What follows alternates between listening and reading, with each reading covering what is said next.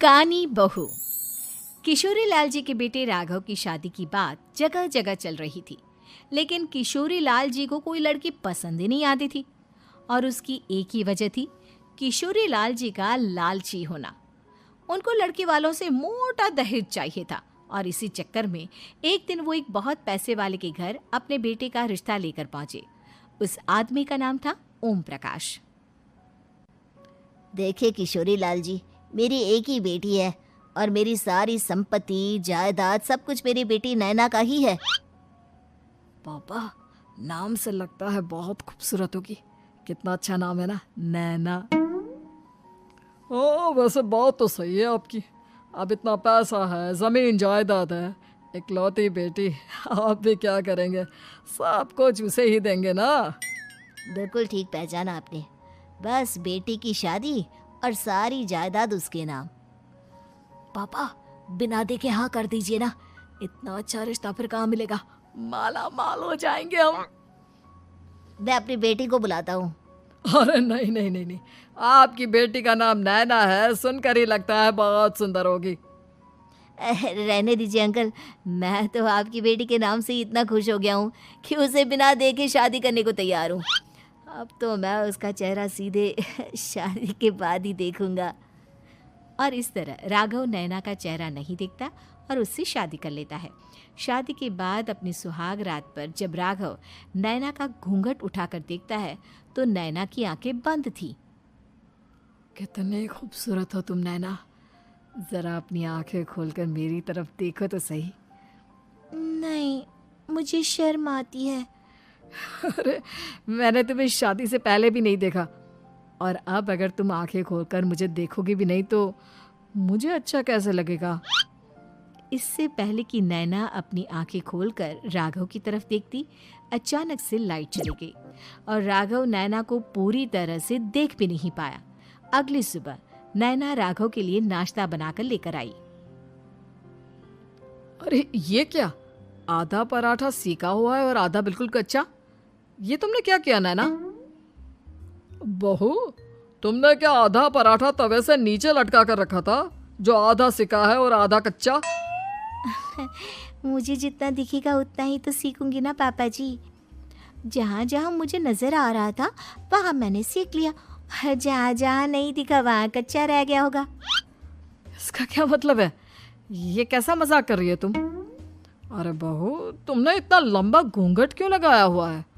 देखो, हमारे घर में बहुओं को बेटी की तरह रखा जाता है, और फिर तुम तो इतना सारा माल लेकर आई हो।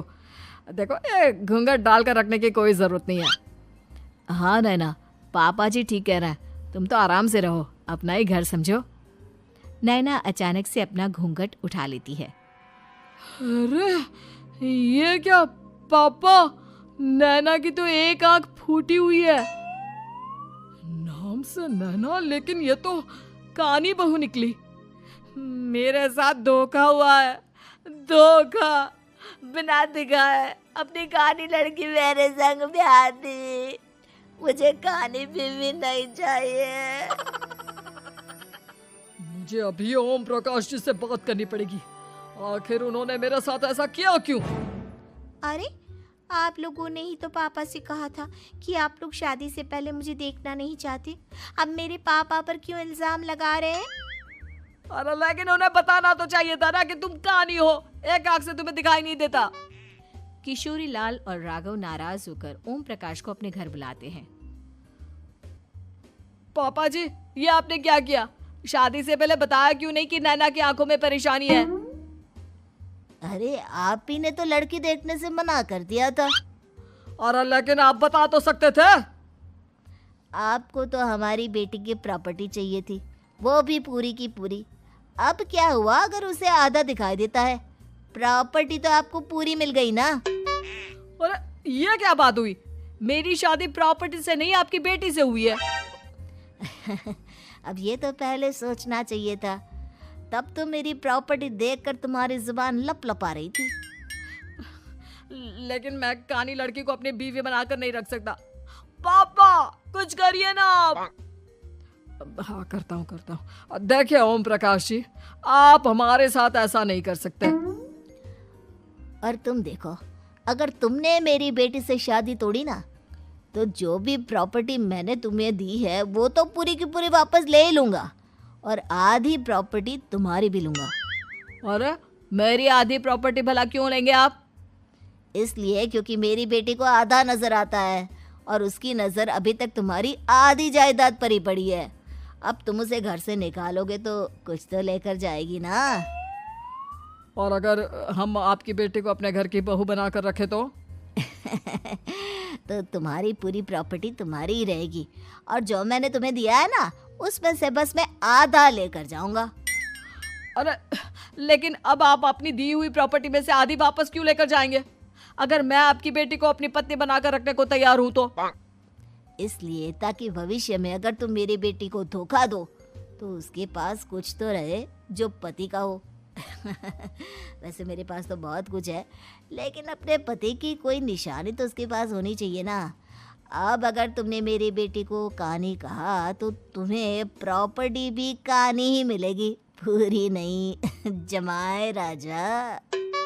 किशोरी लाल और राघव समझ चुके थे कि वो बुरी तरह फंस चुके हैं और अब उनके पास वहां से निकलने का कोई चारा नहीं है। अब समझ में आया ना, लालच बुरी बला होती है। एक तो तुम्हें प्रॉपर्टी मिली, ऊपर से बीवी मिली, उसमें तुम्हें नखरे भी दिखाने हैं। आए बड़े, चुपचाप बैठो दोनों।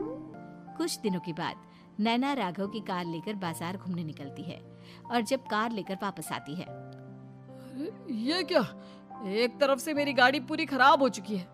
लगता है तुमने मेरी गाड़ी को किसी दूसरी गाड़ी के साथ एक्सीडेंट किया है। अरे अरे कितना बड़ा नुकसान कर दिया तुमने बहू। वो क्या है ना पापा जी, मुझे एक आंख से दिखाई नहीं दे रहा था, सामने से गाड़ी आ रही थी। मुझे तो सिर्फ आधा ही दिखाई दिया और वो गाड़ी मेरी कार से रगड़ते हुए निकल गई। अब मैं क्या करूं बताओ? आप इसे ठीक कराने के पैसे कौन देगा? तुम्हारे पापा? तुमने मुझसे इस तरह से बात की? अभी रुको। नैना राघव की शिकायत ओम प्रकाश को कर देती है।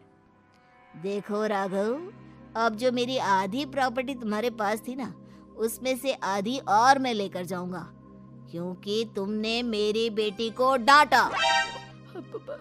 अरे नहीं नहीं पापा जी, गलती हो गई, माफ कर दो। गलती की तो कोई गुंजाइश ही नहीं।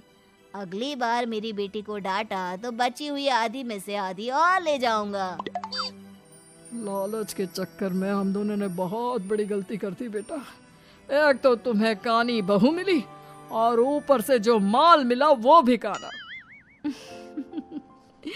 इस तरह राघव की हर एक गलती पर ओम प्रकाश उसकी प्रॉपर्टी का आधा आधा हिस्सा लेकर अपना सारा माल वापस ले गया और राघव को कानी बीवी से काम चलाना पड़ा। भाई लालच वाकई में बुरी बला है।